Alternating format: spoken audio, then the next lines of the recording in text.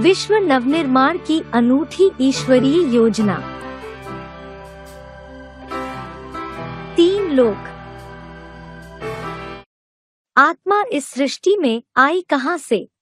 ये कीट, पशु, पक्षी, पतंगे, वास्तव में ये सब आत्माएं हैं। सबके अंदर आत्मा है।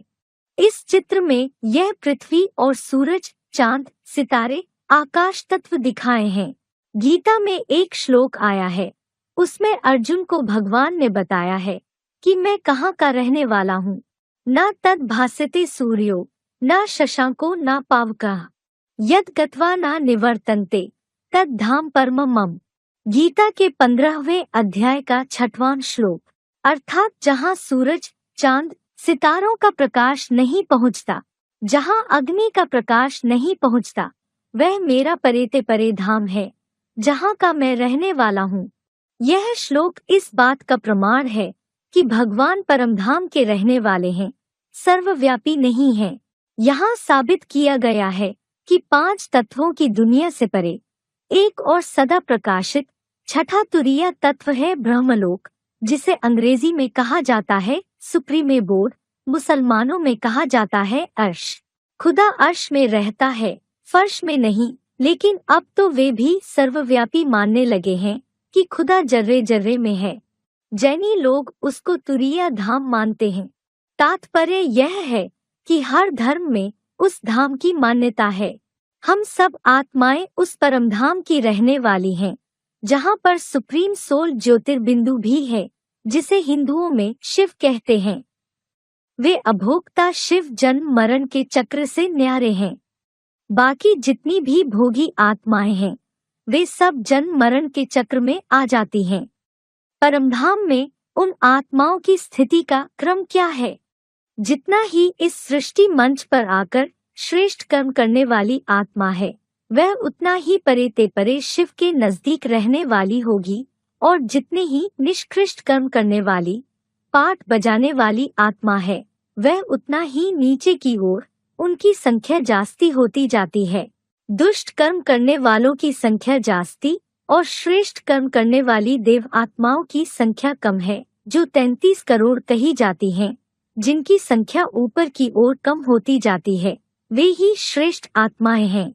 सतयुग के आदि से जब नई सृष्टि का आवर्तन होता है, तो सतयुग, त्रेता, द्वापर और कलयुग क्रमशः पुराने होते जाते हैं।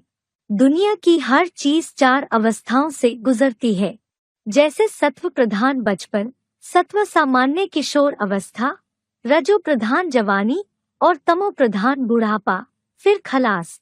सृष्टि का भी यही नियम है।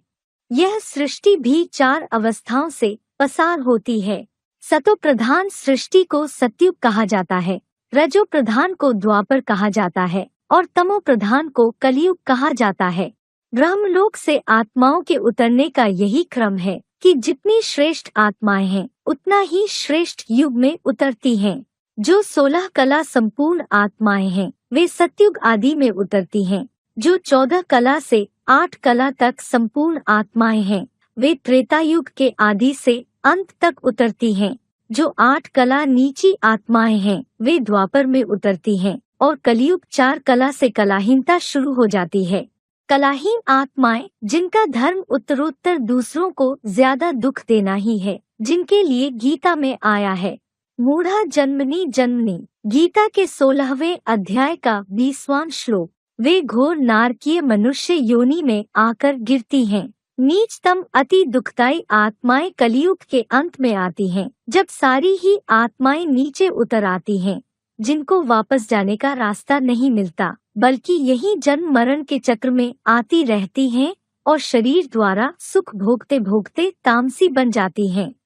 जैसे बीज है, कई बार बोया जाएगा तो उसकी शक्ति क्षीण हो जाती है। पत्ता छोटा, फल छोटा, वृक्ष छोटा और आखरीन होते होते वह फल देना ही बंद कर देता है। तो ऐसे ही आत्माओं का यह हिसाब है कि जब एक बार ऊपर से नीचे आ गईं, तो वे नीचे ही उतरती जाती हैं। आप इस सृष्टि के अंतिम अर्धभाग अर्थात आज से 2500 वर्ष पूर्व की हिस्ट्री ले लीजिए। दुनिया में सुख शांति, दुख और अशांति के रूप में बदलती गई है या सुख शांति बढ़ती गई। हिस्ट्री क्या कहती है? जैसे जैसे जनसंख्या बढ़ती गई, ऊपर से आत्माएं उतरती गईं, तो जनसंख्या के अधिक बढ़ने से सृष्टि में दुख और अशांति तो बढ़नी ही बढ़नी है। वह बढ़ती गई। एक अति एंड एक्सट्रीमिटी होती है कि जब सारी ही आत्माएं नीचे उतर आती हैं। दुनिया में कीट, पशु पक्षी, पतंगों, कीटाणु आदि की संख्या लगातार बढ़ रही है। देश विदेश में इतनी कीटनाशक दवाइयां छिड़की जा रही हैं, तो भी उनकी संख्या में कोई कमी नजर नहीं आ रही है। मक्खी मच्छरों की संख्या में लगातार वृद्धि हो रही है।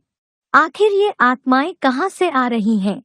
उसका समाधान गीता के अनुसार ही है, लेकिन स्पष्ट किसी ने नहीं किया।